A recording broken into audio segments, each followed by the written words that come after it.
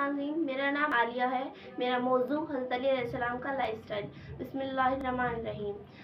हज़रत अली अलैहिस्सलाम थे रजब सन 30 आमिल फील को काबे में पैदा हुए। आपकी पैदाइश के 3 दिन बाद तक आप काबे में रहे। जब तक माँ के आगोश में रहे तब तक आंखों को नहीं खोला। जैसे ही रसूल खुदा सल्लल्लाहु अलैहि वसल्लम की आगोश में आए, आपने फौरन आंखों खोला और रसूल खुदा सल्लल्लाहु अलैहि वसल्लम की ज़ियारत की। फिर तमाम कुतुब आसमानी की तिलावत फरमाई। आपके सिलसिले में बहुत ज़्यादा फ़ज़ाइल नक़ल किए गए हैं। रसूल खुदा ने दावत ज़ुलशीरा में आपको अपना वसी व जानशीन मुअय्यन किया। शब हिजरत जब कुरैश रसूल खुदा को कत्ल करना चाहते थे तो आपने उनके बिस्तर पर सोकर उनकी जान बचाई। इस तरह हुजूर पोशीदा तरीके से मदीने में हिजरत फरमाई। मदीने में जब मुसलमानों के दरमियान अक़द उख़ुवत कायम हुआ तो रसूल खुदा ने आपको अपना भाई करार दिया।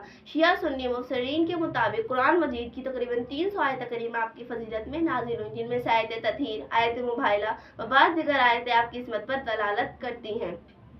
रसूल खुदा ने अपने आखिरी हज के वापसी पर आयत तबलीग के हुक्म खुदा के मुताबिक गदीर खुम के मकाम पर लोगों को जमा किया और फरमाया, जिसका मैं मौला हूँ उसका अली मौला है। खुदाए उसे दोस्त रख जो अली को दोस्त रखे और उससे दुश्मन रख जो अली को दुश्मन रखे। इमाम अली के खुलाफाए सलासा सारे दौर खिलाफत में सियासी व हुकूमती उमूर से दूरी इख्तियार की और वक्त इल्मी और समाजी उमूर में मशगूल रहे, जैसे जमा आवरी कुरान करीम जो मसहफ़ इमाम अली के नाम से मशहूर है।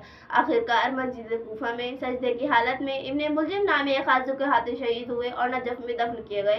रोज़ा इमाम अली शहर नजफ जो मुक़द्दस मकामात में शुमार होता है।